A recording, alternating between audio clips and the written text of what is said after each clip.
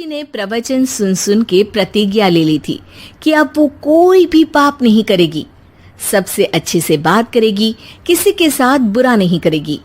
बहू, ये मच्छर तेरे गाल पे कब से बैठा है? अरे काट लिया तो गाल गुलाब की तरह लाल कर देगा। बैठे रहने दो माँ जी, उसे आराम करना होगा। उसने मेरे गाल को अपना घर समझ लिया है, तो मैं उसे बेघर क्यों करूं? अरे ज्ञान की बारिश बाद में करना, अपने गाल का मच्छर हटा ले। मलेरिया हो गया तो तुझे आराम करना पड़ेगा। माँ जी, डेंगू मलेरिया तो सांसारिक बीमारियां हैं, हमें इनसे ऊपर ही तो उठना है ना। अरे बेटा, इनसे आदमी ऊपर ही उठ जाता है। क्या हुआ? काट लिया। अरे मैंने तो कहा ही था, मार देना था उसको। नहीं नहीं माँ जी, उसे भोजन करना था, मैंने उसे पोषण दिया है, मुझसे पुण्य का काम हुआ है।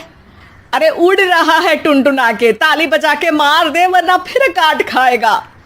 नहीं नहीं माँ जी, जीव हत्या करना पाप है।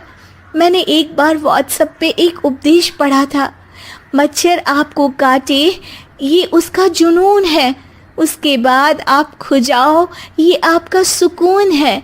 लेकिन कभी मच्छर को मारना मत, क्योंकि उसकी रगों में आपका ही खून है। अरे तू और तेरा व्हाट्सएप का ज्ञान, भगवान बचाए। सुरुचि की ये पुण्य करने की आदत से कई बार सुरुचि का नुकसान होता, लेकिन फिर भी वो पाप से दूर रहती। सुरुचि, मेरे सर में जुएं हो गई है, निकाल दोगी? कोई आपको अपने घर से निकाले, आपको अच्छा लगेगा क्या? अरे लेकिन परेशान करती हैं जुएं, दिन भर सर खुजाता रहता हूँ। देखो, इसी बहाने तुम्हारे सर की चंपी हो जाती है। तुम्हें तो जुओं को थैंक यू कहना चाहिए। तभी बाहर से ससुर जी की आवाज आती है। बहू, बहू। अभी आई बाबूजी। बेटा सुनो, ये देखो चाय में ना मक्खी तैर रही है, दूसरी चाय ले आओ जाओ। ला दूंगी, पर मक्खी मत हटाइएगा। अरे क्यों बेटा? मक्खी चाय का सेवन कर रही है, अच्छा थोड़ी ना लगेगा आप बीच में अडंगा डाल देंगी तो। आपको अच्छा लगेगा क्या अगर कोई आपकी चाय छीन ले? अरे पर निकालूंगा नहीं तो मक्खी मर जाएगी बेटा। नहीं नहीं बाबूजी, आप उसे पीने दीजिए, पीकर उड़ जाएगी। लेकिन बाबूजी मक्खी के साथ ही चाय पी जाते हैं। ये क्या किया बाबूजी? अरे मक्खी सिर्फ चाय ही क्यों पिए, आज सुबह मैंने मिठाई भी खाई है, पेट में ही है, वो पेट में चाय भी पीती रहेगी और मिठाई भी खाती रहेगी। सुरुचि को समझ में नहीं आता कि वो बाबूजी के इस कारनामे पर क्या जवाब दे। वो सास के पास जाती है। सास के हाथ में एक खटमल मारने की दवाई है। माँ जी, आपके हाथ में ये क्या है? अरे बेटा, तू तो बीए पढ़ी है, इतना तो पढ़ने में आया ही होगा कि ये खटमल की दवाई है। माँ जी, आप क्यों मार रही हैं खटमल?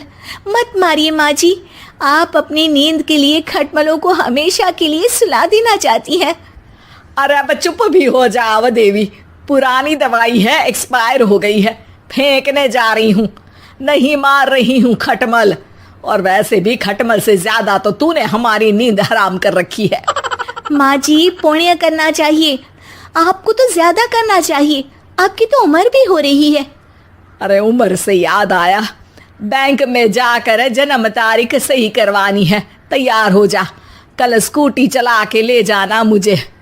अगले दिन सास घर से निकलने से पहले दही शक्कर खा रही है और जल्दी जल्दी में हाथ नहीं धोती।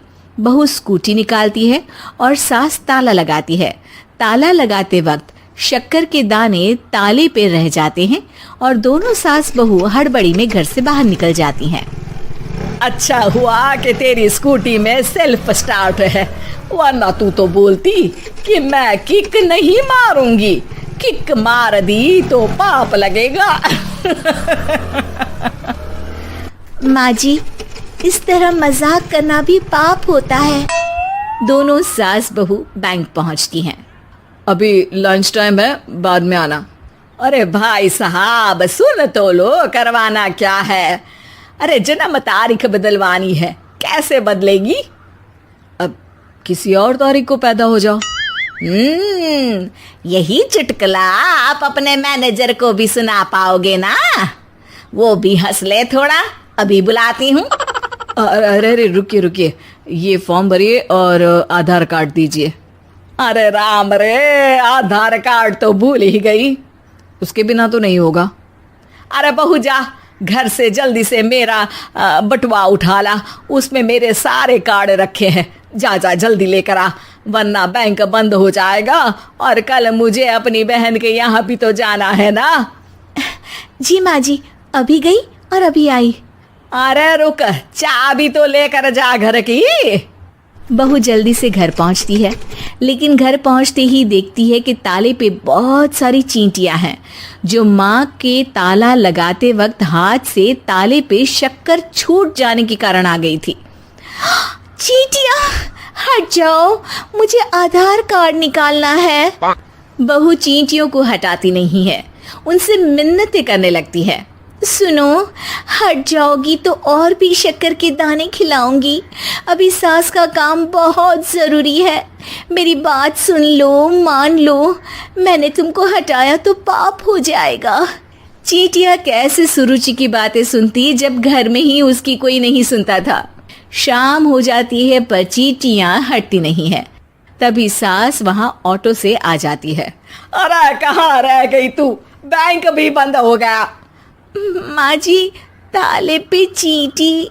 सास पूरा माजरा समझ जाती है और बहू से कहती है, एक बात बता, सोच के देख, अगर मुझे खून की बोतल चढ़ानी पड़ी और उस पर चींटी बैठी हो, तो बोतल से चींटियों को हटा के मुझे बचाएगी या चींटियों को वहीं बैठा रहने देगी? माँ जी, ऐसा होगा ही नहीं। अरे चींटियों को तो मीठा पसंद होता है, खून की बोतल पे तो मच्छर आएगा, क्योंकि खून तो मच्छर पीता है। सास सर पकड़कर बैठ जाती है और रोने लगती है। तभी ससुर जी और सुरुचि का पति भी वहां आ जाता है। अरे रो क्यों रही हो? रहने दो जी, तुमको बताया तो तुम भी रोने लगोगी अपनी किस्मत पर। अगले दिन सास अपनी बड़ी बहन के यहाँ चली जाती है। पति अपना काम कर रहा होता है और सुरुचि उसके पास जाकर कहती है, ये जुएं खत्म करने की दवाई है, मैं मालिश कर देती हूँ। अरे लेकिन तुमको पाप नहीं लगेगा? अपनों की खुशी के लिए अगर छोटे मोटे पाप करने पड़े तो वो पाप अच्छे हैं जी।